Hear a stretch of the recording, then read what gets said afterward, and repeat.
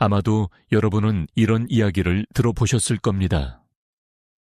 사업에 성공한 중년 남성이 고급 자동차와 큰 집을 가지고 있지만 마음속 깊은 곳에는 항상 공허함을 느끼고 있었습니다. 원하는 모든 것을 가졌음에도 불구하고 왜 삶의 중요한 무언가가 빠져 있는지 이해할 수 없었죠. 그러던 어느 날 연로하신 어머니가 중병에 걸려 병원 침대에 누워 계시게 되었습니다. 어머니는 아들의 손을 잡고 지금까지 아들을 위해 쏟아부은 무조건적인 사랑에 대해 마지막 속삭임을 전하셨습니다. 바로 그 순간 그는 자신이 인생에서 가장 소중한 것, 즉 가족의 사랑과 부모님에 대한 효심을 놓쳐왔다는 것을 깨달았습니다. 이런 이야기는 우리에게 전혀 낯설지 않습니다. 바쁜 현대 사회에서 일상이 점점 더 바빠지고 직장의 압박이 날로 커지면서 우리 중 많은 사람들이 인생의 핵심 가치인 부모님에 대한 효도를 무의식적으로 잊고 살아가고 있습니다. 우리는 성공을 쫓고 돈을 쫓고 물질적 목표를 쫓으면서도 바로 우리 집안에 평생을 희생하며 우리를 무조건적으로 키우고 보호하고 사랑해 주신 두 분이 계시다는 것을 잊어버립니다. 부모님은 우리 인생의 첫 번째 스승입니다. 우리가 아무것도 모르는 작은 아이였을 때부터 주변 세상에 대해 아무것도 몰랐을 때 부모님의 손이 우리의 어린 발걸음을 하나하나 이끌어 주셨습니다. 부모님은 우리에게 걷는 법, 말하는 법, 웃는 법, 사랑하는 법을 가르쳐 주셨습니다. 우리가 아플 때 밤새 깨어 있으셨고, 우리가 어려움에 처할 때 마음 졸이며 걱정하셨으며, 우리가 성공할 때는 자신보다도 더 기뻐하셨습니다. 부모의 사랑은 어떤 조건도 요구하지 않고 보답을 바라지도 않으며 단순히 순수한 사랑과 조용한 희생일 뿐입니다. 하지만 안타까운 것은 우리 중 많은 사람들이 이 소중한 가치를 너무 늦게서야 깨닫는다는 것입니다. 부모님이 더 이상 우리 곁에 계시지 않을 때, 따뜻한 조언의 목소리가 더 이상 집안에 울려 퍼지지 않을 때, 거친 손이 더 이상 우리의 머리를 쓰다듬어 주지 않을 때, 그제서야 우리는 깨어나서 놓쳐버린 것들을 후회하게 됩니다. 고대 불교 철학에는 사람과 부모 사이의 관계에 대한 매우 깊이 있는 관점이 있습니다. 여러 세대에 걸쳐 전해 내려온 가르침에 따르면 부모는 바로 우리 가정 내의 신성한 스승으로 여겨집니다. 부모를 존경하고 효도하는 것은 단순히 인간으로서의 도덕이 아니라 고귀한 영적 행위로서 현재의 삶뿐만 아니라 먼 미래에까지 긍정적인 결과를 가져다 줍니다. 고전 불교 가르침은 우리가 부모를 어떻게 대하느냐에 대한 매우 명확하고 정확한 인과 법칙을 제시해 왔습니다.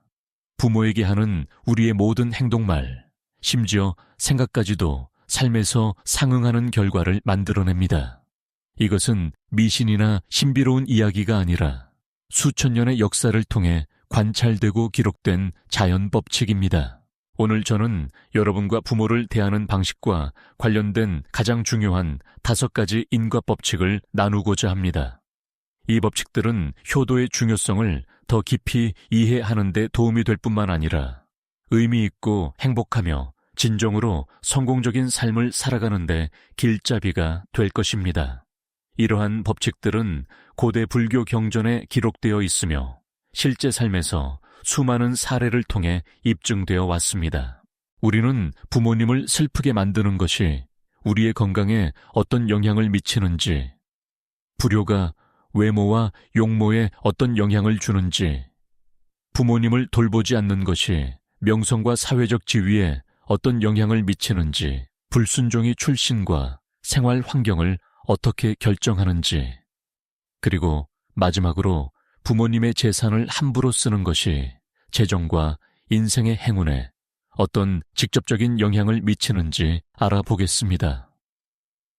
이것들은 단순히 메마른 도덕적 가르침이 아니라 우리가 삶을 바라보는 방식과 가장 소중한 사람들과의 관계를 완전히 바꿀 수 있는 실용적인 지혜입니다.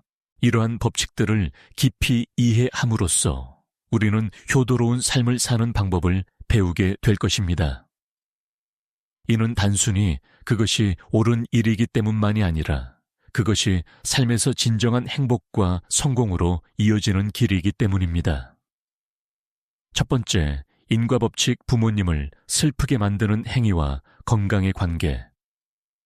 우리가 탐구할 첫 번째 인과법칙은 자녀가 부모님을 슬프게 만들거나 걱정시키는 행위와 그로 인한 건강상의 결과에 관한 것입니다.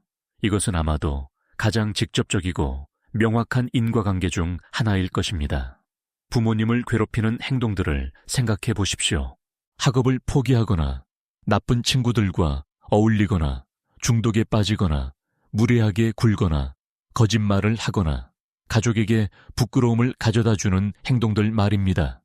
이러한 행동들은 부모의 마음에 깊은 상처를 남기고 밤잠을 이루지 못하게 하며 끝없는 걱정과 고통을 안겨줍니다. 불교의 고대 지혜에 따르면 이러한 행동들은 단순히 일시적인 가족 내 갈등으로 끝나는 것이 아닙니다. 우리가 부모님의 마음을 아프게 하는 모든 순간은 우리 자신의 생명력과 건강에 직접적인 영향을 미친다고 가르쳐집니다. 부모를 슬프게 만드는 자녀는 훗날 다양한 질병에 시달리고 허약한 체질을 갖게 되며 자주 아프고 회복력도 떨어진다는 것입니다. 이것이 어떻게 가능할까요? 현대 심리학과 의학 연구들도 이와 비슷한 패턴을 발견하고 있습니다. 죄책감 후회, 그리고 가족과의 갈등으로 인한 스트레스는 우리의 면역체계를 약화시키고 만성적인 염증을 유발하며 다양한 심신질환의 원인이 됩니다. 한국의 한 연구에서 가족관계가 좋지 않은 사람들이 심혈관 질환 우울증, 그리고 다른 만성질환에 걸릴 확률이 훨씬 높다는 것을 발견했습니다. 부모와의 관계에서 오는 스트레스는 특히 강력한 영향을 미치는데 이는 부모-자녀 관계가 우리의 가장 근본적인 정체성과 연결되어 있기 때문입니다.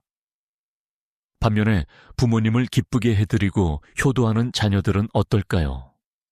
이들은 강건한 체질을 갖게 되고 질병에 잘 걸리지 않으며 설령 아프더라도 빠르게 회복하는 놀라운 생명력을 보인다고 전해집니다.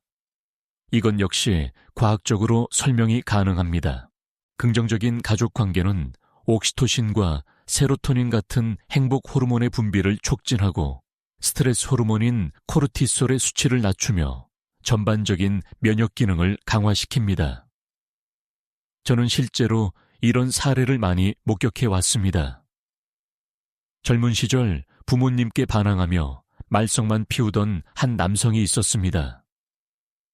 그는 술과 도박에 빠져 부모님의 마음을 계속해서 아프게 했습니다. 시간이 지나면서 그는 당뇨병 고혈압, 그리고 각종 성인병에 시달리게 되었습니다. 병원을 전전하며 치료비로 수백만 원을 써도 건강은 나아지지 않았습니다.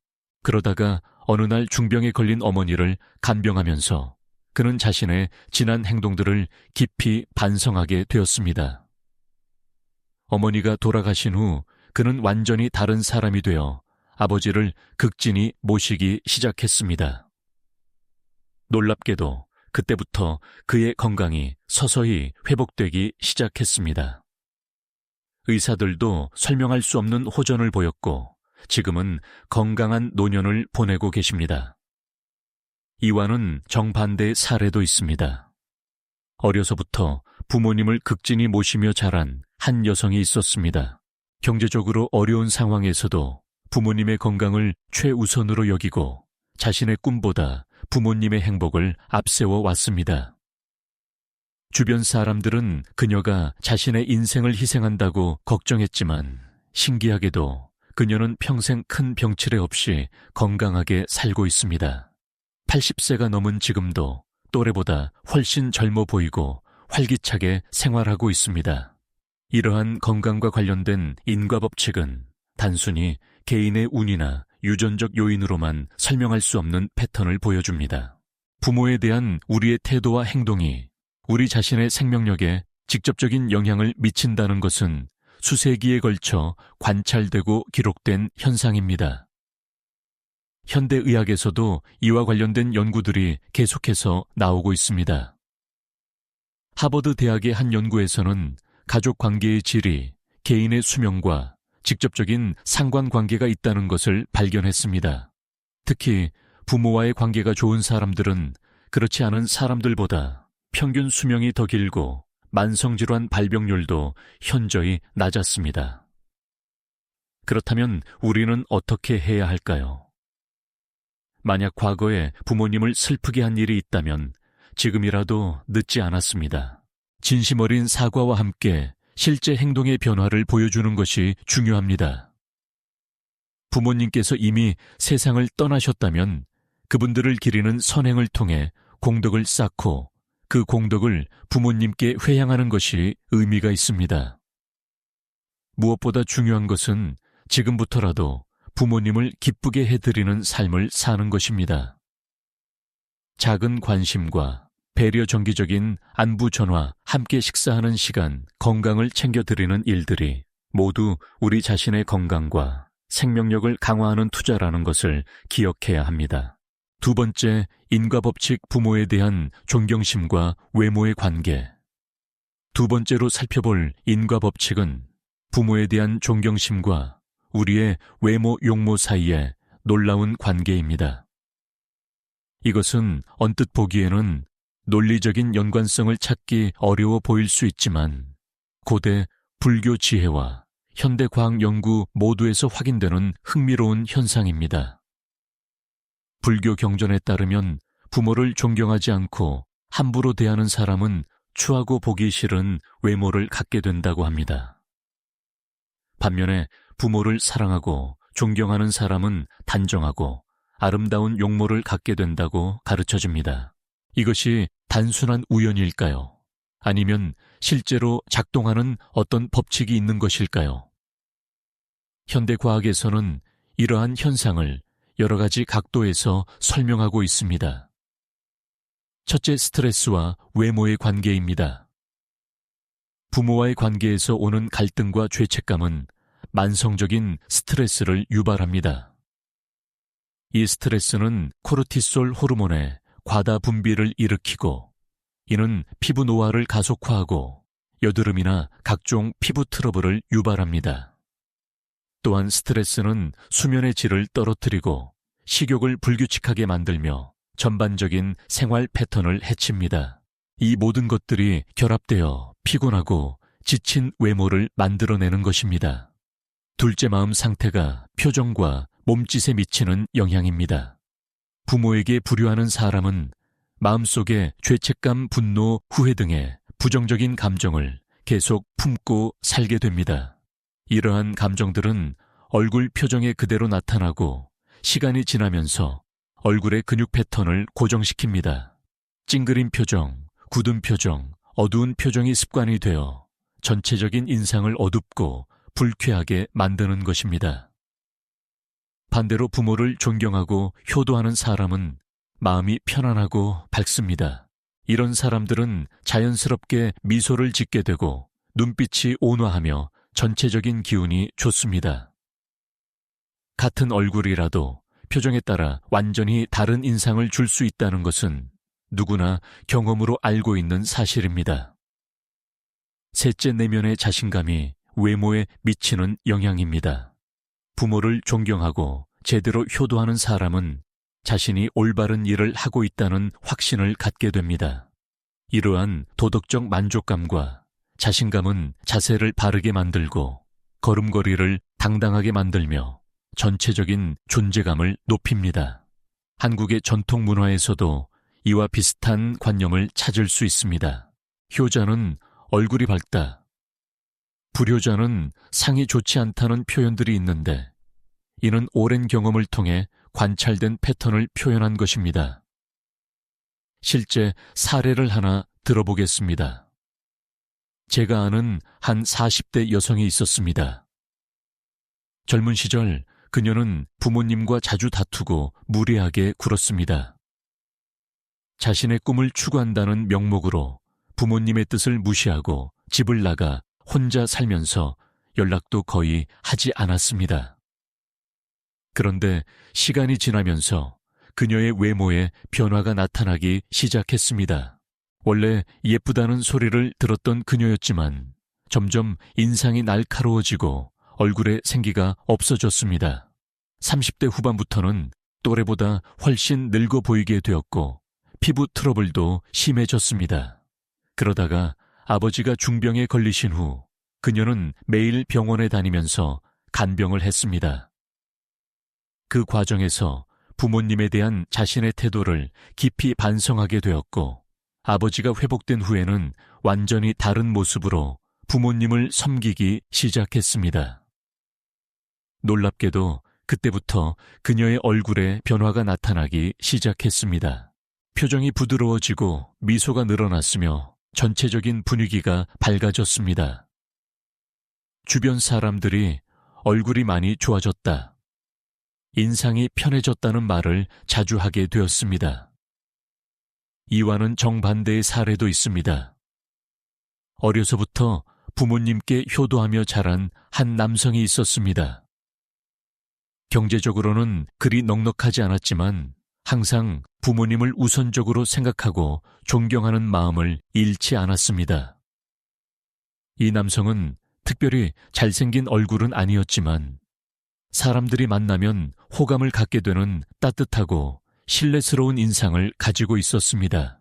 나이가 들면서도 그 온화한 인상은 변하지 않았고 오히려 더욱 품격 있고 존경받는 모습으로 발전했습니다. 여기서 중요한 점은 외모의 아름다움이 단순히 얼굴의 생김새만을 의미하는 것이 아니라는 것입니다. 진정한 아름다움은 내면에서 우러나오는 기운, 표정, 분위기, 그리고 전체적인 존재감을 포함하는 개념입니다. 현대 사회에서는 외모에 대한 관심이 매우 높아졌습니다. 수많은 화장품, 성형수술, 다이어트 방법들이 쏟아져 나오고 있지만 정작 가장 근본적이고 효과적인 아름다움의 비결인 마음의 평화와 도덕적 만족은 간과되고 있는 경우가 많습니다.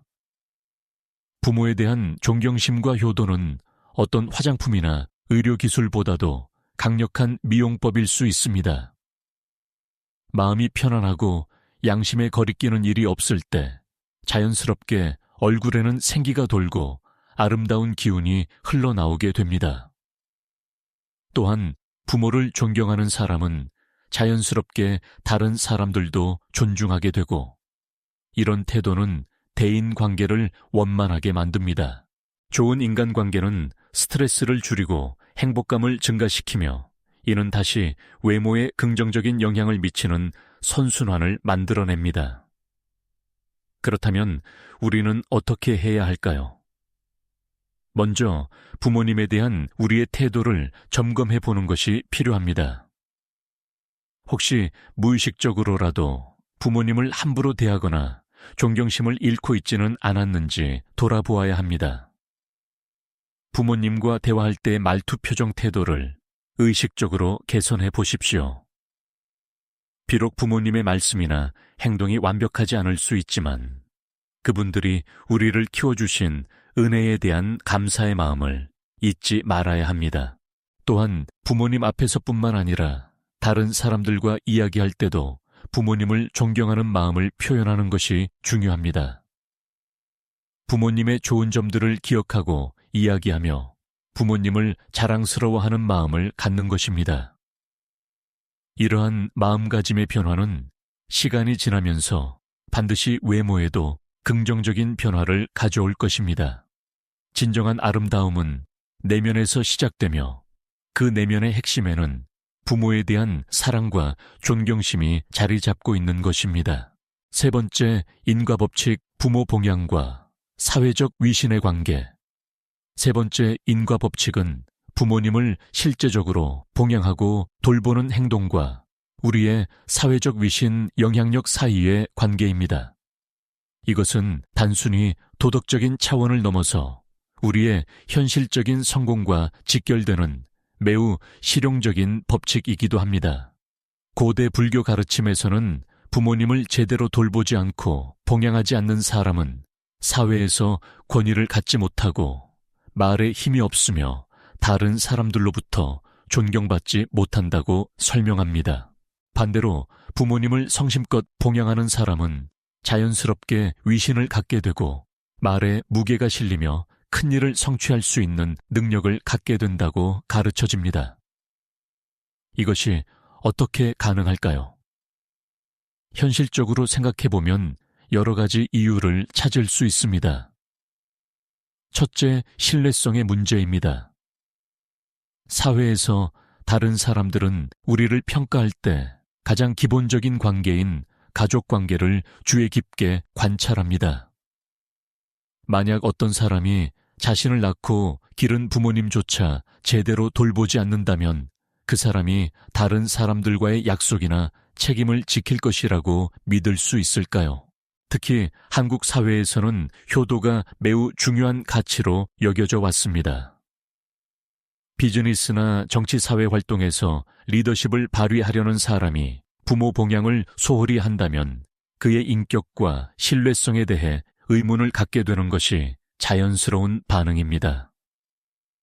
둘째, 책임감의 증명입니다. 부모님을 봉양한다는 것은 단순히 돈을 드리는 것만이 아닙니다.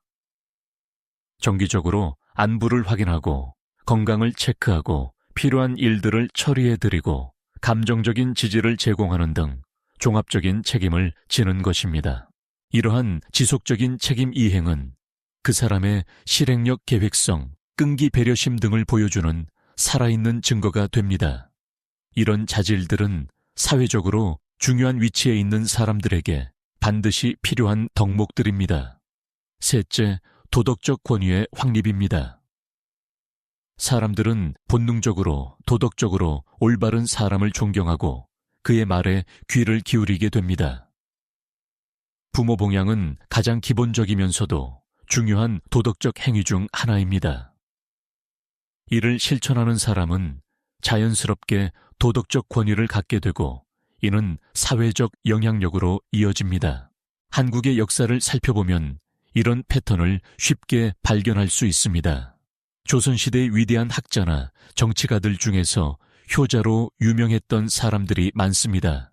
이는 우연이 아니라 효도라는 기본적인 덕목이 다른 영역에서의 성공과 밀접한 관련이 있기 때문입니다. 현대 사회에서도 이런 사례들을 어렵지 않게 찾을 수 있습니다. 성공한 기업가나 정치인, 사회 지도층 인사들 중에는 부모 봉양으로 유명한 사람들이 많습니다. 이들은 자신의 성공을 부모님과 함께 나누고 부모님을 자랑스러워하며 효도를 삶의 우선순위에 두고 있습니다. 실제 사례를 하나 소개해 보겠습니다. 한국의 한 중견기업 회장이 있었습니다. 그는 젊은 시절부터 사업에 성공했지만 무엇보다 부모님 봉양을 최우선으로 여겼습니다. 매주 부모님을 찾아뵙고 건강 관리를 도맡아 했으며 부모님의 취미 활동까지 세심하게 챙겼습니다. 처음에는 주변 사람들이 그의 이런 행동을 이해하지 못하기도 했습니다. 사업이 바쁜데 왜 그렇게까지 하느냐는 말들도 있었죠. 하지만 시간이 지나면서 그의 이런 모습이 오히려 그에 대한 신뢰를 높이는 결과를 가져왔습니다. 사업 파트너들은 저 사람은 부모님도 저렇게 성실히 모시는데 사업 약속을 어기겠는가라고 생각하게 되었습니다. 직원들도 회장님은 부모님께도 저렇게 진심이니 우리에게도 진심일 것이라고 믿게 되었습니다. 고객들도 그의 인품을 신뢰하게 되었고 이는 사업에 큰 도움이 되었습니다. 결국 그는 업계에서 가장 존경받는 경영인 중 한 명이 되었고 그의 회사도 크게 성장할 수 있었습니다. 그가 하는 말들은 무게가 있었고 그의 의견은 업계에서 중요하게 받아들여졌습니다. 그의 추천이나 보증은 큰 영향력을 갖게 되었습니다. 반대의 사례도 있습니다. 한 정치인이 있었는데 겉으로는 국민을 위한다고 말하면서도 정작 자신의 부모님은 제대로 돌보지 않는다는 소문이 돌았습니다. 언론에서 이를 보도하면서 그의 도덕성에 대한 의문이 제기되었고 결국 정치적으로 큰 타격을 받게 되었습니다. 사람들의 반응은 자기 부모도 제대로 돌보지 않는 사람이 어떻게 국민을 제대로 섬기겠는가 였습니다. 그의 모든 공약과 정책 제안들이 설득력을 잃게 되었고 결국 정치적 생명에 큰 손상을 입었습니다. 이러한 현상은 정치나 비즈니스 영역뿐만 아니라 일상생활에서도 나타납니다. 직장에서의 승진사회단체에서의 리더십, 심지어는 친구 관계에서도 부모를 어떻게 대하느냐가 그 사람에 대한 평가에 영향을 미칩니다. 특히 한국 사회에서는 회사 상사나 동료들이 신입사원이나 부하 직원의 가족관계를 유심히 관찰합니다. 부모님을 소홀히 대하는 사람은 신뢰할 수 없다. 책임감이 부족하다는 평가를 받기 쉽고 이는 승진이나 중요한 업무 배정에 부정적인 영향을 미칩니다.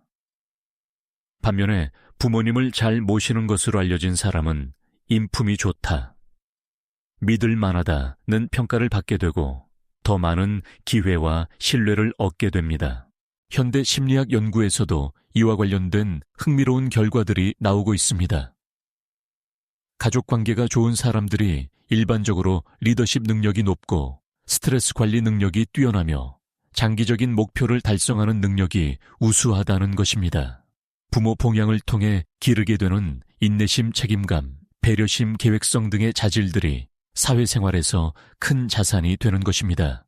또한 부모님을 모시면서 경험하게 되는 다양한 상황들, 노인 건강관리, 의료진과의 소통, 복잡한 행정 업무 처리 등이 종합적인 문제 해결 능력을 기르는 데 도움이 됩니다. 그렇다면 우리는 어떻게 해야 할까요?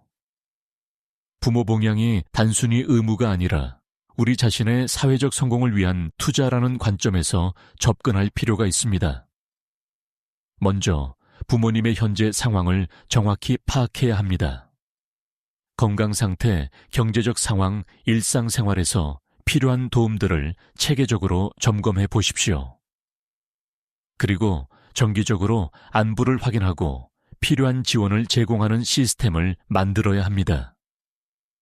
중요한 것은 형식적인 봉양이 아니라 진심이 담긴 관심과 배려입니다. 단순히 돈만 드리는 것이 아니라 시간을 함께 보내고 대화를 나누며 부모님의 마음을 이해하려고 노력하는 것이 필요합니다. 또한 부모 봉양을 자랑스럽게 여기는 마음가짐도 중요합니다. 이를 부담으로 생각하거나 숨기려고 하지 말고 오히려 자신의 가치관과 인품을 보여주는 기회로 활용해야 합니다.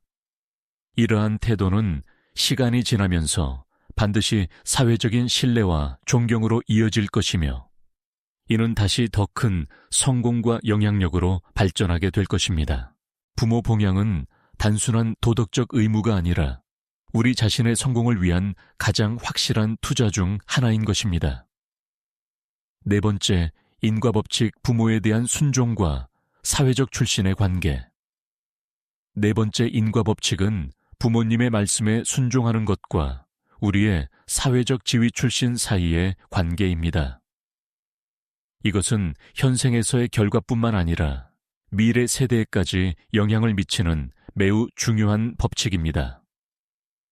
불교 경전의 가르침에 따르면 부모님의 말씀을 거역하고 불순종하는 자녀는 사회에서 낮은 계층에 속하게 되고 존중받지 못하는 환경에 처하게 된다고 합니다. 반대로 부모님의 뜻을 받들고 순종하는 자녀는 고귀한 가문과 환경에서 존경받는 삶을 살게 된다고 가르쳐집니다. 이런 가르침이 현대에도 적용될 수 있을까요?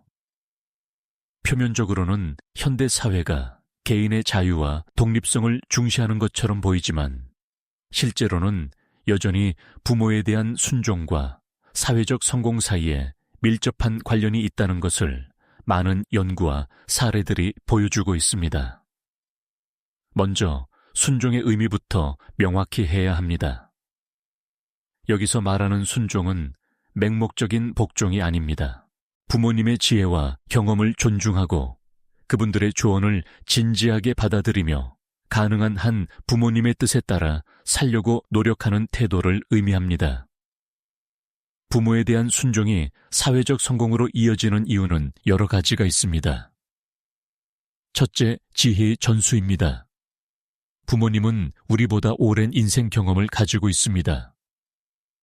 그분들이 살아온 세월 동안 겪은 시행착오 성공과 실패의 경험들은 값진 지혜의 보고입니다. 부모님의 조언을 잘 듣는 자녀는 이러한 지혜를 효과적으로 전수받을 수 있어 인생의 여러 상황에서 더 현명한 선택을 할 수 있습니다. 둘째, 인격의 성숙입니다. 자신보다 연세가 많은 사람의 말을 겸손하게 듣는 태도는 인격의 성숙을 나타냅니다. 이런 태도를 가진 사람은 다른 사람들로부터도 존경받고 좋은 조언과 도움을 받을 기회가 많아집니다. 셋째, 사회적 신뢰의 형성입니다.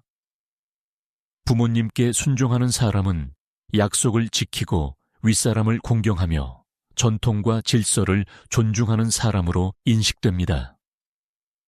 이런 특성들은 사회에서 신뢰받는 인물이 되는데 중요한 요소들입니다. 한국 사회의 역사를 보면 이런 패턴이 명확히 드러납니다. 조선시대부터 현대에 이르기까지 사회적으로 성공하고 존경받은 인물들 중에는 효자이자 순자로 유명했던 사람들이 많습니다. 현대 사례를 하나 들어보겠습니다. 한국의 유명한 대기업 창업자가 있었습니다. 그는 어려서부터 부모님의 가르침을 철저히 따랐습니다. 사업을 시작할 때도 부모님의 조언을 구했고 중요한 결정을 내릴 때마다 부모님의 의견을 들었습니다. 주변 사람들은 때로 이미 성인이 된 사람이 왜 그렇게까지 부모 말을 듣느냐고 의아해 하기도 했습니다. 하지만 그의 이런 태도는 오히려 그에게 큰 도움이 되었습니다. 부모님은 그가 사업에서 성급한 결정을 내리려 할 때 신중함을 조언해 주셨고 어려운 시기에는 정신적 지주가 되어 주셨습니다. 또한 그의 이런 모습을 본 사업 파트너들과 직원들은 그를 겸손하고 신뢰할 만한 사람으로 평가했습니다. 결국 그는 업계에서 가장 존경받는 기업인 중 한 명이 되었고 그의 자녀들도 훌륭하게 성장해서 사회적으로 인정받는 위치에 오르게 되었습니다. 그의 순종하는 태도가 단순히 개인적인 성공뿐만 아니라 다음 세대에까지 긍정적인 영향을 미친 것입니다. 반대의 사례도 있습니다. 한 젊은 사업가가 있었는데 그는 자신의 능력을 과신하며 부모님의 조언을 무시했습니다. 시대가 다르다. 부모님은 구식이다라며 부모님의 말씀을 거역하고 독단적으로 행동했습니다. 처음에는 어느 정도 성공하는 듯 보였지만 시간이 지나면서 그의 성급함과 독선이 문제를 일으키기 시작했습니다. 파트너들과의 관계가 악화되고 직원들도 그를 신뢰하지 않게 되었습니다. 결국 사업은 실패했고 그는 사회적으로도 고립되게 되었습니다.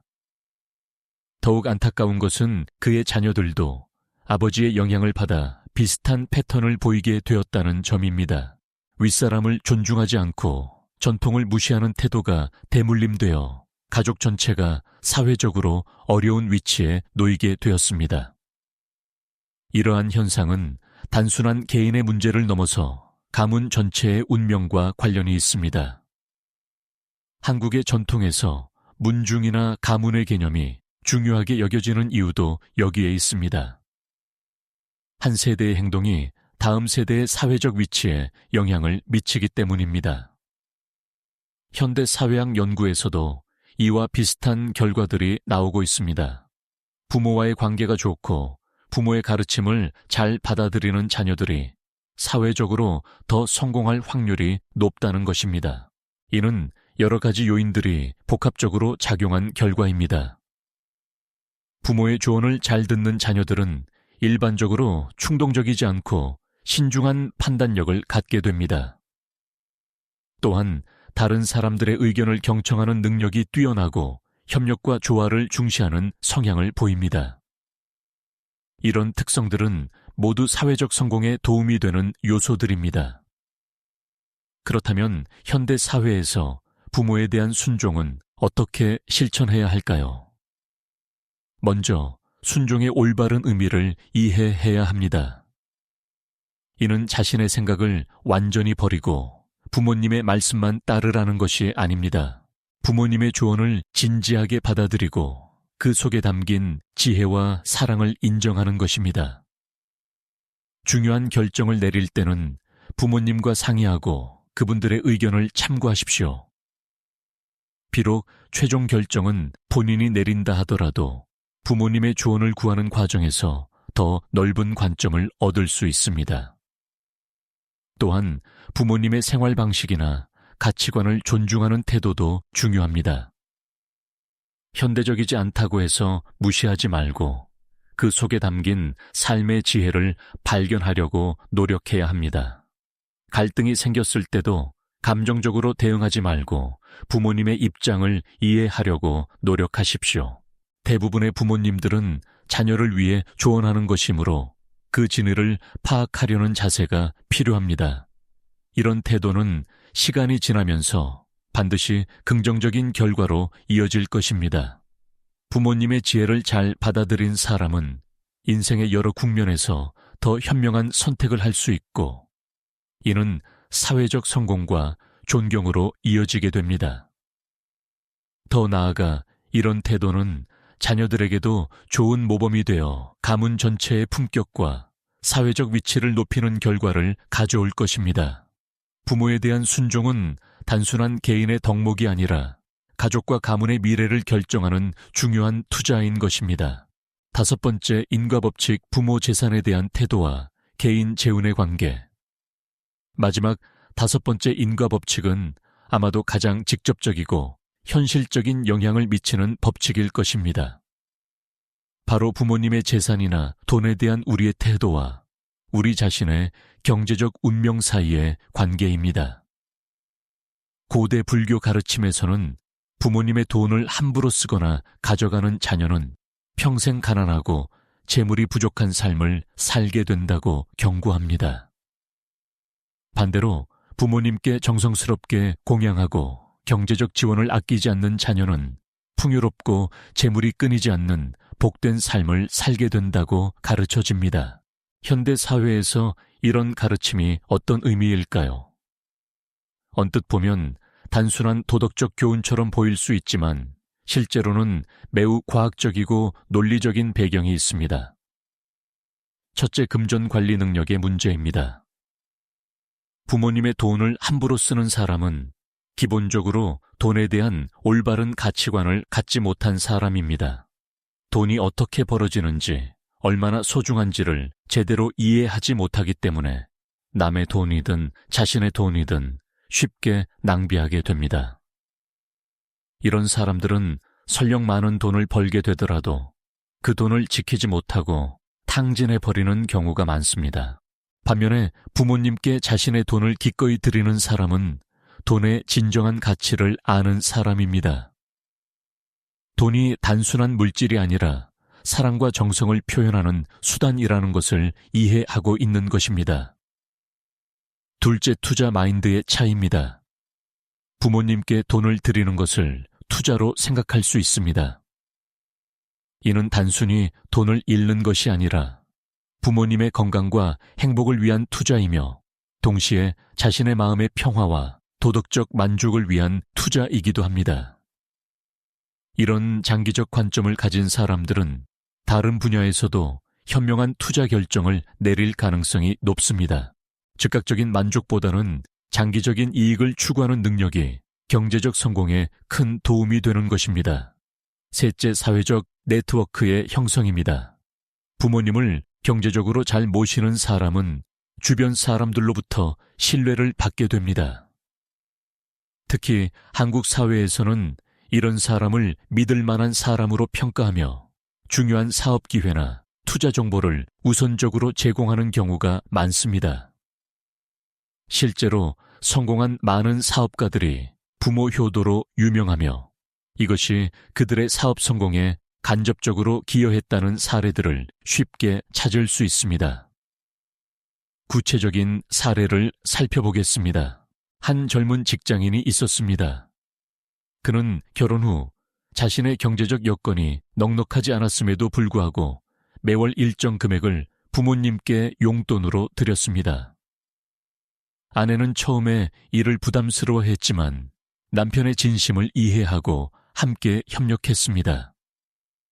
몇 년이 지나면서 놀라운 일들이 일어나기 시작했습니다. 직장에서 승진 기회가 연달아 찾아왔고 부업으로 시작한 일이 예상보다 큰 수익을 가져다 주었습니다. 또한 투자한 부동산의 가격이 크게 올라 상당한 이익을 보게 되었습니다. 주변 사람들은 그의 운이 좋다고 말했지만 정작 본인은 부모님께 드린 정성이 복으로 돌아온 것이라고 생각했습니다. 실제로 그가 부모님께 드린 돈의 총액보다 훨씬 더 많은 수익을 얻게 되었던 것입니다. 반대의 사례도 있습니다. 한 중년 남성이 부모님이 연로하시고 경제적으로 어려워하시는데도 불구하고 자신의 유흥비와 취미 생활을 위해 돈을 쓰느라 부모님께는 제대로 드리지 않았습니다. 심지어 급할 때는 부모님의 통장에서 몰래 돈을 빼가기도 했습니다. 처음에는 별다른 문제가 없는 것처럼 보였습니다. 하지만 시간이 지나면서 그의 경제적 상황이 점점 악화되기 시작했습니다. 투자한 사업들이 연달아 실패했고 예상치 못한 의료비와 각종 지출들이 계속해서 발생했습니다. 더욱 놀라운 것은 그가 벌어들이는 수입과 지출 사이의 균형이 전혀 맞지 않는다는 점이었습니다. 분명히 충분한 돈을 벌고 있는데도 항상 돈이 부족했고 저축을 하려고 해도 예상치 못한 일들이 생겨서 돈이 나가게 되었습니다. 결국 그는 중년이 되어서도 경제적으로 불안정한 상태를 벗어나지 못했고 노후 준비도 제대로 하지 못한 채 어려운 처지에 놓이게 되었습니다. 이러한 현상은 단순한 우연이라고 보기 어려운 패턴을 보여줍니다. 부모님의 돈에 대한 우리의 태도가 실제로 우리 자신의 경제적 운명에 직접적인 영향을 미친다는 것을 많은 사례들이 증명하고 있습니다. 현대 행동경제학에서도 이와 관련된 흥미로운 연구 결과들이 나오고 있습니다. 돈에 대한 태도와 가치관이 실제 경제 행동과 결과에 미치는 영향을 분석한 연구들에 따르면 타인을 위해 기꺼이 돈을 쓰는 사람들이 장기적으로 더 큰 경제적 성공을 거두는 경향이 있다는 것입니다. 특히 가족을 위한 지출은 가장 강력한 긍정적 효과를 보이는 것으로 나타났습니다. 이는 여러 가지 심리적 사회적 메커니즘이 복합적으로 작용한 결과입니다. 먼저 심리적 측면에서 보면 부모님께 기꺼이 돈을 드리는 행위는 풍요 마인드를 기르는 데 도움이 됩니다. 풍요 마인드란 돈이 돌고 도는 것이며 나눌수록 더 많아진다는 믿음을 말합니다. 이런 마인드를 가진 사람들은 돈을 움켜쥐려 하지 않고 적절히 투자하고 사용할 줄 알기 때문에 결과적으로 더 많은 돈을 벌 수 있게 됩니다. 반면에 부모님의 돈을 가져가거나 드리기를 아까워하는 사람들은 결핍 마인드에 사로잡힌 경우가 많습니다. 돈이 부족하다는 두려움에 사로잡혀 있어서 정작 돈을 벌 수 있는 기회들을 놓치거나 잘못된 결정을 내리게 됩니다. 또한 사회적 측면에서도 중요한 차이가 있습니다.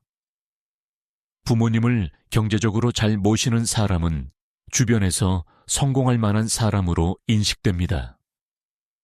이런 평판은 사업 기회, 투자 정보, 좋은 일자리 등 경제적 성공에 필요한 기회들로 이어지게 됩니다. 한국의 유명한 기업가 중 한 분의 이야기를 들어보겠습니다. 그는 사업 초기에 매우 어려운 시기를 겪고 있었습니다. 자금난이 심각해서 회사가 문을 닫을 위기에 있었는데 그런 상황에서도 부모님께 드릴 용돈만큼은 절대 빼먹지 않았습니다. 주변 사람들은 이런 상황에서 무슨 부모 용돈이냐며 만류했지만 그는 부모님이 굶으시면 안 된다며 끝까지 고집했습니다. 때로는 자신이 굶더라도 부모님께는 정성을 다했습니다. 그런데 신기한 일이 일어났습니다. 그의 이런 모습을 지켜본 한 투자자가 저 사람은 부모도 저렇게 챙기는데 사업을 함부로 하지는 않을 것이라며 투자를 결심했습니다.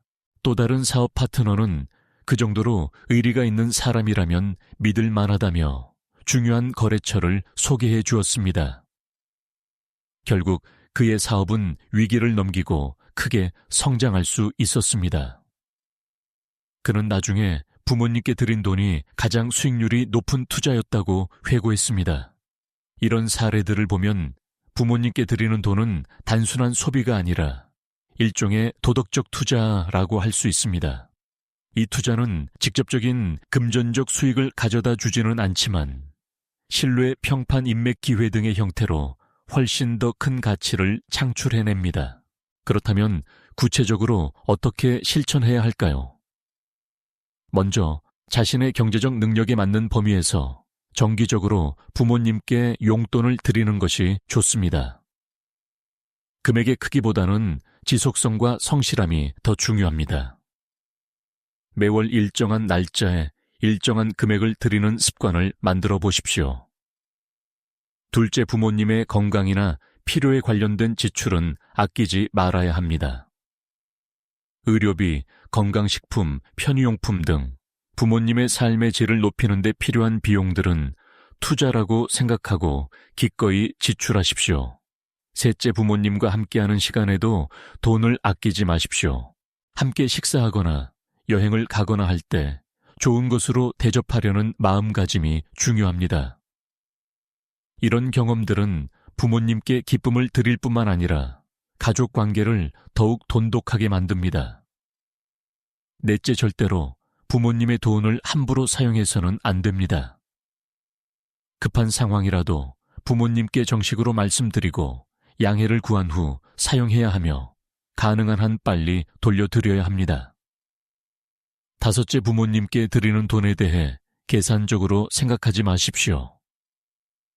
이만큼 드렸으니 이만큼 해주셔야 한다는 식의 사고는 오히려 복을 막는 요인이 될 수 있습니다. 순수한 효심에서 우러나오는 정성이어야 진정한 의미가 있습니다. 또한 중요한 것은 부모님이 이미 돌아가신 경우에도 그 정신을 이어가는 것입니다. 부모님을 위한 제사나 추모 행사에 정성을 다하고 부모님의 뜻을 기려 자선 활동이나 사회 기여 활동에 참여하는 것도 같은 맥락에서 이해할 수 있습니다. 이러한 태도와 행동들은 시간이 지나면서 반드시 긍정적인 결과로 돌아올 것입니다. 그것이 직접적인 금전적 이익의 형태일 수도 있고 좋은 기회나 인연의 형태일 수도 있습니다. 중요한 것은 이 모든 것이 우연이 아니라 우리의 선택과 행동에 따른 필연적인 결과라는 점입니다.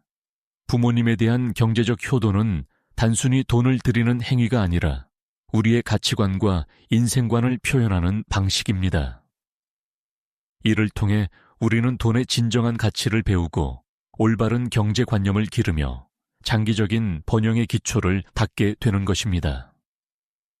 현대 사회에서의 효도의 실천 방법, 지금까지 우리는 부모에 대한 우리의 태도와 행동이 우리 자신의 삶에 미치는 5가지 중요한 인과 법칙을 살펴보았습니다. 이제 이러한 지혜를 현대 사회에서 어떻게 실제적으로 적용할 수 있는지에 대해 이야기해 보겠습니다. 현대의 효도는 과거와는 다른 형태를 취할 수밖에 없습니다. 핵가족화, 개인주의 문화 바쁜 생활 패턴, 지역적 분산 등 여러 가지 사회적 변화가 전통적인 효도 방식을 어렵게 만들고 있습니다. 하지만 형태는 달라져도 효도의 본질적인 정신과 그로 인한 긍정적 효과는 변하지 않습니다. 먼저 현대적 효도의 핵심 원칙들을 살펴보겠습니다. 첫째, 소통의 지속입니다. 물리적으로 함께 살지 않더라도 정기적이고 의미 있는 소통을 유지하는 것이 중요합니다. 단순한 안부 인사를 넘어서 부모님의 관심사에 대해 대화하고 건강 상태를 체크하며 일상의 소소한 이야기들을 나누는 것입니다. 한 주에 최소 2-3번은 전화를 드리고 가능하면 영상 통화를 통해 얼굴을 보며 대화하십시오. 부모님이 스마트폰이나 컴퓨터 사용에 익숙하지 않으시다면 시간을 내어 사용법을 가르쳐 드리는 것도 좋은 효도입니다. 둘째, 건강 관리에 적극적 참여입니다. 부모님의 건강은 효도의 가장 실질적인 영역입니다. 정기 건강검진을 챙겨드리고 결과에 대해 함께 상의하며 필요한 치료나 관리 방안을 함께 찾아보는 것입니다. 특히 한국 사회에서는 부모님 세대가 자신의 건강 문제를 가볍게 여기거나 자녀들에게 부담을 주지 않으려고 숨기는 경우가 많습니다. 따라서 자녀들이 적극적으로 관심을 갖고 챙겨드려야 합니다. 셋째, 정서적 지지의 제공입니다. 나이가 들면서 부모님들은 신체적 노화뿐만 아니라 사회적 역할의 축소 친구들의 이별 등으로 인해 정서적으로 어려움을 겪을 수 있습니다. 이때 자녀들의 관심과 사랑이 큰 힘이 됩니다. 부모님의 이야기를 잘 들어드리고 그분들의 감정을 공감해드리며 필요할 때는 전문적인 상담이나 치료를 받을 수 있도록 도움을 드리는 것도 중요합니다. 넷째, 경제적 지원의 현명한 실천입니다. 앞서 살펴본 바와 같이 부모님에 대한 경제적 지원은 우리 자신에게도 긍정적인 영향을 미칩니다. 하지만 이를 현명하게 실천하는 것이 중요합니다. 무리한 지원으로 자신의 생활이 어려워지거나 가족 간 갈등이 생기는 것은 바람직하지 않습니다. 자신의 경제적 능력에 맞는 범위에서 꾸준히 지원하되 부모님의 실제 필요와 선호를 고려해야 합니다. 다섯째, 시간의 질적 투자입니다. 바쁜 현대 생활에서 부모님과 많은 시간을 보내기는 어렵지만 함께 보내는 시간의 질을 높이는 것이 중요합니다.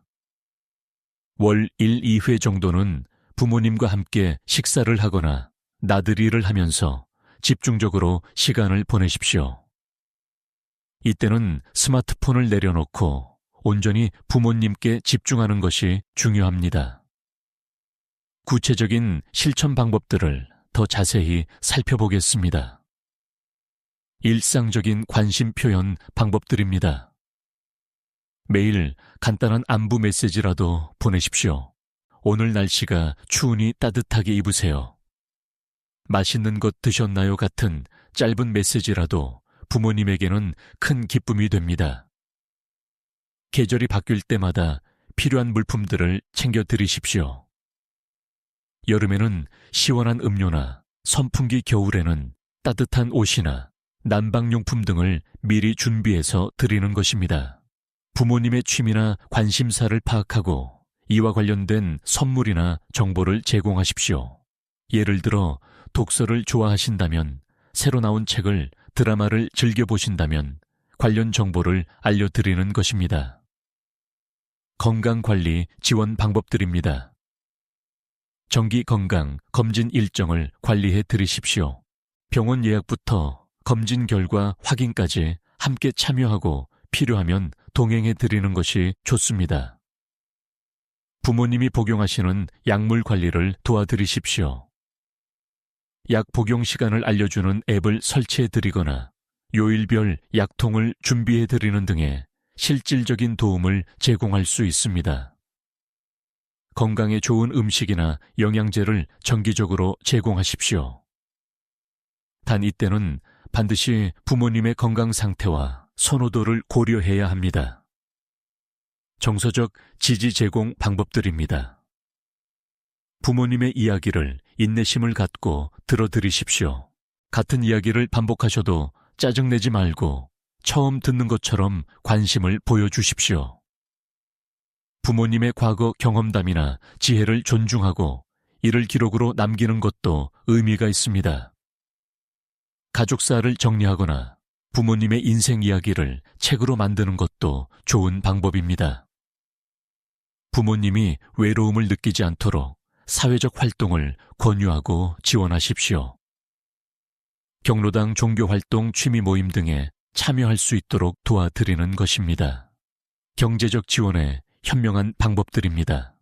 정기적인 용돈을 드릴 때는 금액보다 꾸준함이 중요합니다. 큰 금액을 가끔 드리기보다는 적은 금액이라도 매월 정해진 날에 드리는 것이 더 의미가 있습니다. 부모님의 특별한 필요가 생겼을 때는 아끼지 말고 지원하십시오. 의료비, 생활용품, 주거 환경 개선 등에 필요한 비용은 투자라고 생각하고 기꺼이 부담하십시오.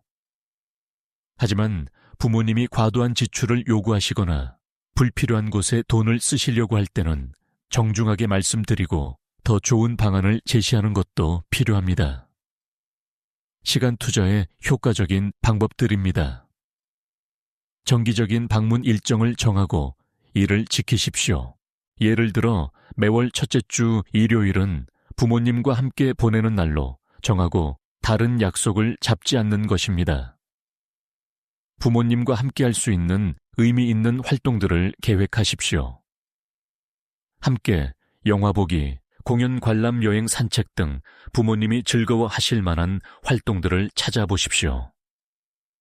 가족 행사나 기념일을 챙기십시오. 부모님 생신, 결혼기념일, 명절 등을 소중히 여기고 가족이 함께 모일 수 있는 기회로 활용하십시오. 현대적 효도 실천에서 주의할 점들도 있습니다. 과도한 간섭은 피해야 합니다. 부모님의 자율성과 독립성을 존중하면서도 필요한 도움을 제공하는 균형을 찾아야 합니다. 형식적인 효도에 그쳐서는 안 됩니다. 의무감에서 하는 행동보다는 진심이 담긴 관심과 사랑이 더 중요합니다. 가족 간의 역할 분담도 중요합니다. 형제 자매가 있다면 각자의 상황에 맞게 역할을 나누어 부담을 줄이고 효율성을 높여야 합니다. 부모님의 변화하는 요구에 유연하게 대응해야 합니다. 나이가 들면서 부모님의 상황과 필요는 계속 변화합니다. 이에 맞추어 효도의 방식도 조정해 나가야 합니다. 현대적 효도의 궁극적인 목표는 부모님이 행복하고 존엄한 노후를 보내실 수 있도록 돕는 것입니다. 동시에 이러한 효도는 우리 자신에게도 마음의 평화와 삶의 의미, 그리고 앞서 살펴본 다양한 긍정적 효과들을 가져다 줍니다. 효도는 부담이 아니라 축복이며 의무가 아니라 특권입니다. 부모님을 모실 수 있다는 것 자체가 감사한 일이라는 마음가짐을 갖는다면 효도 실천이 훨씬 더 자연스럽고 의미 있는 경험이 될 것입니다. 효도의 현대적 의미와 같이 21세기를 살아가는 우리에게 효도는 어떤 의미일까요? 혹시 구시대적인 유물이라고 생각하는 사람들도 있을지 모릅니다. 하지만 앞서 살펴본 5가지 인과 법칙들이 보여주듯이 효도는 단순한 전통이나 관습이 아니라 우리 삶의 질과 성공에 직접적인 영향을 미치는 실용적인 지혜입니다. 현대 사회에서 효도의 의미를 새롭게 이해해 보면 다음과 같습니다. 첫째, 효도는 최고의 자기 개발입니다. 부모님을 제대로 모시기 위해서는 인내심, 책임감, 계획성, 배려심, 소통 능력 등 다양한 자질들이 필요합니다. 이러한 자질들을 기르는 과정에서 우리는 자연스럽게 더 성숙하고 능력 있는 사람으로 성장하게 됩니다. 많은 자기계발서나 성공학 이론들이 가르치는 것들을 효도, 실천을 통해 자연스럽게 배울 수 있습니다. 시간 관리, 우선순위 설정, 감정 조절, 대인 관계 기술 등이 모두 효도 과정에서 필요한 능력들입니다. 둘째, 효도는 최고의 네트워킹입니다. 앞서 본 사례들에서도 알 수 있듯이 부모님을 잘 모시는 사람은 사회적으로 신뢰를 받고 좋은 인연들이 자연스럽게 찾아옵니다. 이는 어떤 인맥 관리 기법보다도 강력하고 지속적인 효과를 가져다 줍니다. 특히 한국 사회에서는 효도하는 사람을 믿을 만한 사람으로 평가하는 경향이 강합니다. 이런 평판은 사업 취업 승진 등 다양한 영역에서 도움이 됩니다. 셋째 효도는 최고의 스트레스 해소법입니다. 현대인들은 다양한 스트레스에 시달리고 있습니다. 업무 스트레스, 인간관계, 복잡한 미래에 대한 불안 등이 우리를 괴롭힙니다. 하지만 부모님께 효도를 실천할 때 우리는 삶의 근본적인 의미와 가치를 다시 발견하게 됩니다. 부모님의 기쁜 표정, 고마워하는 말씀, 따뜻한 격려는 어떤 성공이나 성취보다도 깊은 만족감과 평화를 가져다 줍니다. 넷째 효도는 최고의 투자입니다.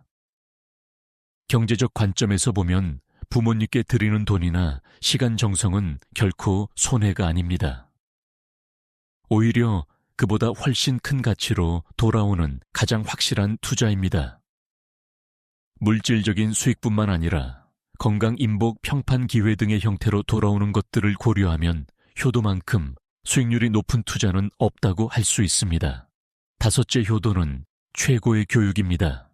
우리가 부모님을 어떻게 대하는지를 우리 자녀들이 지켜보고 배우고 있습니다. 효도하는 모습을 보여주는 것은 어떤 말로 하는 교육보다도 강력한 영향력을 갖습니다. 반대로 부모님을 소홀히 대하는 모습을 보인다면 우리 자녀들도 나중에 우리를 그렇게 대할 가능성이 높습니다. 효도는 세대를 이어가는 가장 중요한 가치 전수 과정인 것입니다. 여섯째 효도는 최고의 치유법입니다. 현대 사회의 많은 심리적 문제들, 우울증, 불안증, 중독 관계 장애 등이 근본적으로는 사랑과 연결의 부족에서 비롯됩니다. 부모님과의 관계를 회복하고 깊게 만들어가는 과정에서 우리는 무조건적인 사랑을 경험하게 되고 이는 마음의 상처들을 치유하는 강력한 힘이 됩니다. 이러한 현대적 의미들을 종합해보면 효도는 더 이상 일방적인 희생이나 부담이 아닙니다. 오히려 우리 자신을 위한 가장 현명한 선택이자 가장 확실한 성공 전략인 것입니다. 하지만 여기서 주의할 점이 있습니다. 효도를 단순히 개인적 이익을 위한 수단으로만 생각해서는 안 됩니다. 진정한 효도는 순수한 사랑과 감사의 마음에서 우러나와야 합니다. 계산적인 마음이 개입되면 오히려 그 효과가 반감될 수 있습니다. 또한 효도는 완벽해야 한다는 부담감을 가질 필요도 없습니다. 우리 모두는 불완전한 인간이고 때로는 실수도 하고 부족함도 보입니다. 중요한 것은 완벽한 효도가 아니라 지속적인 관심과 노력입니다. 작은 실천부터 시작하십시오. 매일 안부 전화, 한 통 주말에 짧은 방문, 마음을 담은 작은 선물, 이런 것들부터 시작해서 점차 늘려가면 됩니다. 그리고 효도에는 정답이 없다는 것도 기억해야 합니다. 각 가정마다, 각 부모님마다 상황과 필요가 다릅니다. 다른 사람과 비교하지 말고 우리 부모님에게 정말 필요한 것이 무엇인지 진심으로 고민하고 실천해 나가는 것이 중요합니다. 효도의 미래 전망과 사회적 영향 효도 문화의 미래는 어떻게 될까요? 현재 한국 사회는 급속한 고령화와 함께 가족 구조의 변화를 경험하고 있습니다. 1인 가구의 증가 출산율, 저하 개인주의 확산 등이 전통적인 효도 문화에 도전이 되고 있습니다. 하지만 동시에 효도의 가치를 재발견하고 현대적으로 재해석하려는 움직임들도 나타나고 있습니다. 특히 베이비 부모 세대가 노년기에 접어들면서 효도에 대한 사회적 관심이 다시 높아지고 있습니다. 미래의 효도는 어떤 모습일까요? 첫째, 기술을 활용한 효도가 확산될 것입니다. IoT 기술을 활용한 부모님 건강 모니터링 VR을 통한 가상 방문 AI 돌봄 서비스 등이 등장하고 있습니다. 이러한 기술들은 물리적 거리의 한계를 극복하고 더 효과적인 돌봄을 가능하게 할 것입니다. 둘째, 사회적 효도 시스템이 발달할 것입니다. 개인과 가족의 노력만으로는 한계가 있는 부모 돌봄을 사회 전체가 함께 분담하는 시스템들이 발전할 것입니다. 공공요양 서비스, 커뮤니티 케어 세대, 통합 주거 등이 그 예입니다. 셋째, 효도의 개념이 더욱 다양해질 것입니다. 전통적인 물리적 돌봄뿐만 아니라 정서적 지지, 사회적 연결, 문화적 참여 등 다양한 형태의 효도가 인정받을 것입니다. 넷째, 예방적 효도의 중요성이 커질 것입니다. 부모님이 건강할 때부터 미리 관계를 돈독히 하고 노후를 함께 준비하는 방식의 효도가 더욱 중요해질 것입니다. 이러한 변화들은 개인 차원을 넘어서 사회 전체에도 큰 영향을 미칠 것입니다. 효도 문화가 잘 유지되는 사회는 더 안정적이고 지속 가능한 발전을 이룰 수 있습니다. 세대 간의 갈등이 줄어들고 사회 통합이 강화되며 복지 비용도 절약할 수 있기 때문입니다. 또한 효도 문화는 사회 전체의 도덕 수준을 높이는 데도 기여합니다. 가족 관계에서 시작된 책임감과 배려심이 사회 전체로 확산되어 더 성숙한 시민 문화를 만들어가는 것입니다. 경제적으로도 효도 문화는 긍정적인 영향을 미칩니다. 효도 관련 산업, 실버 산업, 건강관리 산업, 가족 서비스 산업 등의 발전을 촉진하고 이는 새로운 일자리 창출과 경제 성장으로 이어집니다. 국제적으로도 한국의 효도 문화는 주목받고 있습니다. 급속한 고령화를 겪고 있는 많은 선진국들이 한국의 효도 문화를 벤치마킹하려고 하고 있습니다. 이는 한국의 문화적 소프트 파워로 작용할 수 있습니다. 하지만 이러한 긍정적 전망이 실현되기 위해서는 우리 모두의 노력이 필요합니다. 효도 문화를 단순히 과거의 유산으로 박제화하지 않고 현대적 의미를 부여하여 계승 발전시켜 나가야 합니다. 정부와 사회도 효도를 지원하는 제도와 환경을 만들어야 합니다. 가족 돌봄 휴가제, 효도 지원금, 다세대 주택 지원 등의 정책들이 그 예가 될 수 있습니다. 기업들도 직장인들의 효도를 지원하는 제도를 도입할 필요가 있습니다. 유형의무제, 부모 건강 지원 서비스, 가족 돌봄 상담 프로그램 등을 통해 직원들이 효도와 직장 생활을 양립할 수 있도록 도와야 합니다. 교육계에서도 효도의 가치를 현대적 관점에서 가르치는 프로그램들을 개발해야 합니다. 단순히 전통 윤리로서의 효도가 아니라 인간관계 심리학, 사회학적 관점에서 효도의 의미를 교육하는 것입니다. 미디어와 문화계도 효도를 다루는 컨텐츠들을 통해 효도의 현대적 의미를 전파하는 역할을 해야 합니다. 감동적인 휴먼 드라마, 실용적인 정보 프로그램, 재미있는 예능 등 다양한 형태로 효도 문화를 확산시킬 수 있습니다. 가장 중요한 것은 우리 개인의 실천입니다. 각자가 자신의 위치에서 할 수 있는 효도를 실천하고 그 가치를 주변 사람들과 나누며 다음 세대에게 전수해 나가는 것입니다. 효도는 개인의 행복과 성공을 위해서도 필요하지만 더 나아가 우리 사회 전체의 지속 가능한 발전을 위해서도 반드시 필요한 가치입니다. 효도가 살아있는 사회는 더 따뜻하고 더 안전하며 더 희망적인 사회가 될 것입니다. 결론, 인생을 바꾸는 효도의 힘. 지금까지 우리는 부모에 대한 우리의 태도와 행동이 우리 자신의 삶에 미치는 놀라운 영향력에 대해 깊이 살펴보았습니다. 부모를 슬프게 만드는 것이 건강에 미치는 영양 존경심이, 외모에 주는 변화 봉양이 사회적 위신에 끼치는 효과, 순종이 출신과 환경에 미치는 작용, 그리고 경제적 태도가 재운에 미치는 결과까지 이 모든 것들이 단순한 우연이 아님을 확인할 수 있었습니다. 이러한 인과 법칙들은 수천 년 동안 인류가 경험하고 관찰해온 지혜의 결정체입니다. 현대 과학의 관점에서도 심리학, 사회학, 의학, 경제학 등 다양한 분야의 연구들이 이를 뒷받침하고 있습니다. 효도는 단순한 도덕적 의무가 아니라 우리 삶을 더 풍요롭고 성공적으로 만드는 실용적인 지혜인 것입니다. 하지만 무엇보다 중요한 것은 이러한 지식을 실제 행동으로 옮기는 것입니다. 아무리 좋은 이론을 안다고 해도 실천하지 않으면 아무런 의미가 없습니다. 효도의 힘은 실천을 통해서만 경험할 수 있습니다. 오늘부터, 아니, 지금 이 순간부터 시작하십시오. 부모님께 전화를 드려 안부를 여쭙고 건강을 체크하며 필요한 것은 없는지 물어보십시오. 작은 관심과 배려부터 시작해서 점차 더 큰 효도로 발전시켜 나가십시오. 기억하십시오. 시간은 기다려주지 않습니다. 부모님과 함께 할 수 있는 시간은 생각보다 길지 않을 수도 있습니다. 후회하지 않도록 지금 당장 행동에 옮기십시오.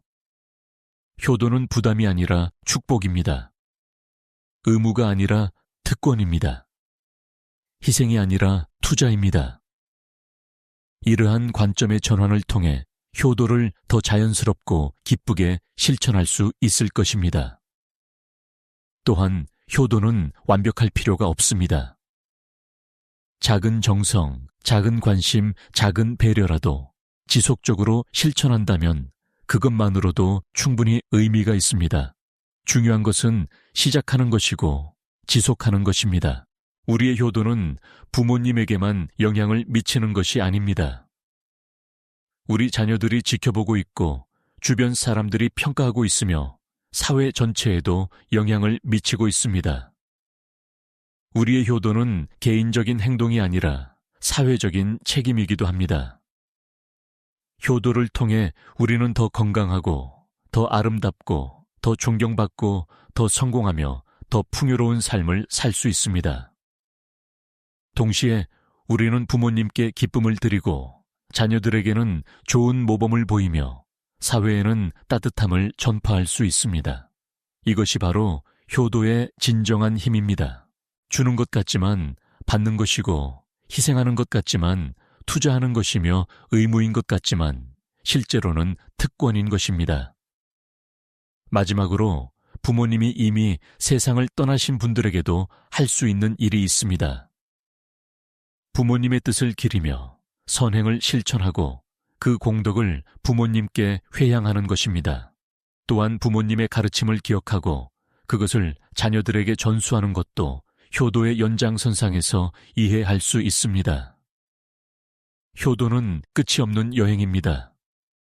시작점은 있지만 종료점은 없습니다. 평생에 걸쳐 계속해서 발전시켜 나가야 할 삶의 과제입니다.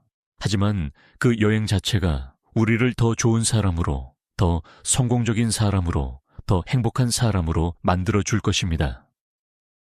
지금 이 순간 여러분의 마음속에 부모님에 대한 감사와 사랑의 마음이 일어나고 있다면 그것을 행동으로 옮기십시오. 그 작은 행동 하나가 여러분의 인생을 바꾸는 시작점이 될 것입니다. 효도의 힘을 믿고 효도의 가치를 실천하며 효도의 기쁨을 누리시길 바랍니다. 그리하여 여러분의 삶이 더욱 의미 있고 성공적이며 행복한 여정이 되기를 간절히 기원합니다.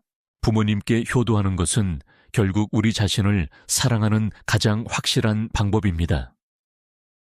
오늘부터 지금부터 시작하십시오. 여러분의 인생이 변화하는 놀라운 순간들을 경험하게 될 것입니다.